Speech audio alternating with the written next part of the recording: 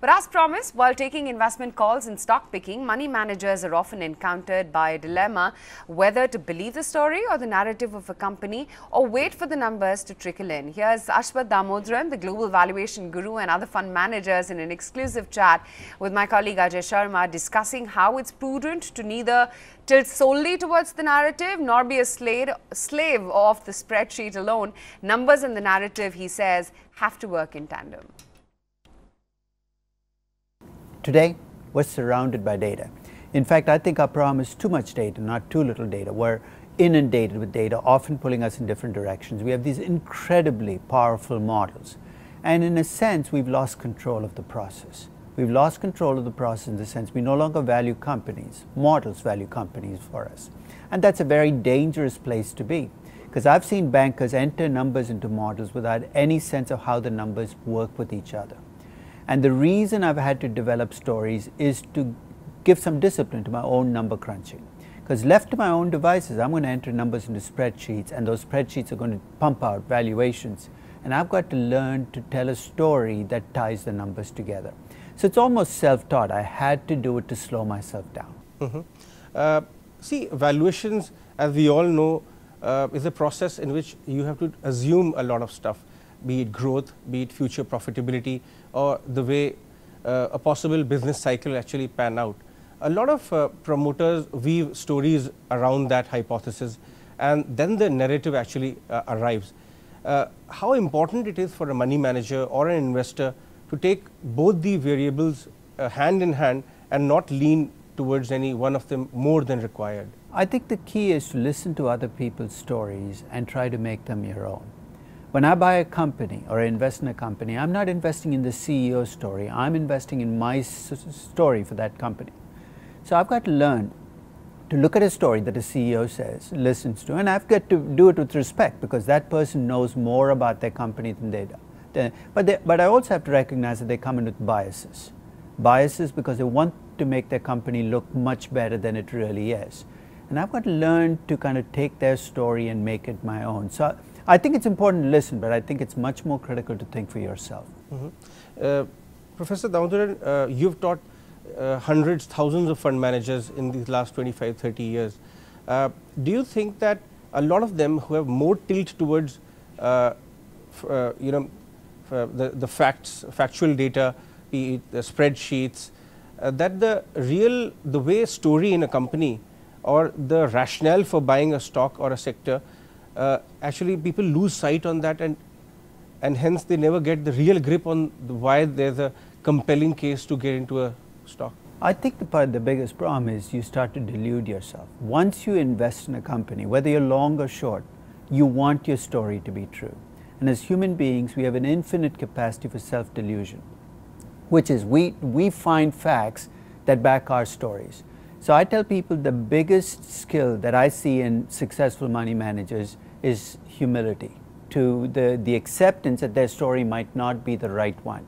Naren, you've been a practicing fund manager, an analyst for, through the cycles, and that's why perhaps you earned the reputation of a person who has a good grip on business cycles. Do you feel that, how do you feel the relationship between narrative for a story, for a stock, versus the numbers when they start showing up? Because if you get into a stock too early, numbers haven't come yet, then you're getting the stock inexpensive. Once the numbers actually start getting in, the cream is already gone. What's your experience as in the market, the practical side has been? See, one thing, we are lucky in India, because what happens is when Professor Aswath Damodaran does valuation on a stock like Snapchat, how you do Snapchat valuation is much more complicated than what you do in India. In India, you're dealing very rarely with concept companies. And actually, as fund managers, we are trained to actually think that all these concept companies are mysterious and we can avoid them in India. And most people who avoided them over the last 20 years have benefited, except for a brief period between 98 and 2001. So I would say in India, we are lucky we don't have these concept stocks or new tech stocks where you're forced to make all kinds of assumptions. So the narrative and numbers, I would say, are much easier in India. And when you actually look back at years like 1999 or 2007, I believe that actually if you had the right temperament, you could have very easily come to a conclusion that shares were overvalued. And it was just that we didn't know how long the overvaluation would last. So I would say sitting in India, at least in the last 20 years, has been easy. As more and more e-commerce companies get listed, more and more internet companies get listed in India, would we go through the battles of narrative and numbers with Professor has been going through? Certainly. So I think I would want them to get listed later, because I am not tuned to actually thinking in this manner. Chakri, you've been operating currently last couple of years in India, but have been wearing a hat of an emerging market fund manager for some time now. Does this tug of war you faced in other markets as well? Give us some examples when you were managing money in London and New York. I think narratives and numbers do matter across geographies, across markets, and as Naren was pointing out, there's probably less so in one country versus the other. But again, in today's world where data, information, everything moves much more faster than it did before, a business model that happened in the US would take many years for it to be replicated in India if you rewind back, let's say 20, 30 years ago. But today that knowledge transfer happens much more faster, and therefore it sometimes becomes easier where you just look back at the other markets that you invested, made a mistake, or eventually the narrative went wrong, or the numbers didn't keep up with the narrative, and try to avoid those in the local market that you're operating in.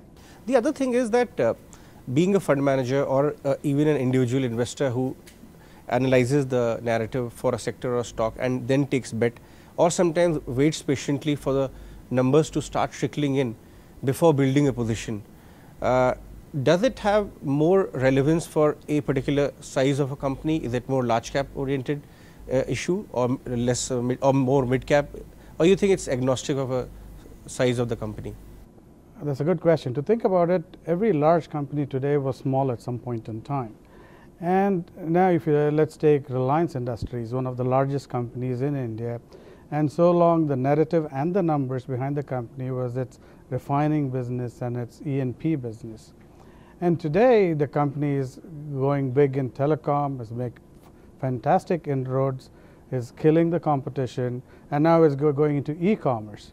It's also one of the biggest retailers. So here you have one of the largest companies in India, which has grown over time with a narrative of all oil analysts. So you had in the past oil analysts covering Reliance Industries. Now today, how will an oil analyst needs to know the telecom industry, he needs to know the retail industry to get a grip on Reliance Industries as a stock. And so it's not just the narrative of oil on Reliance anymore, but you have new narratives which are adding on to the past valuations, or rather which is increasing the valuation if they get it right.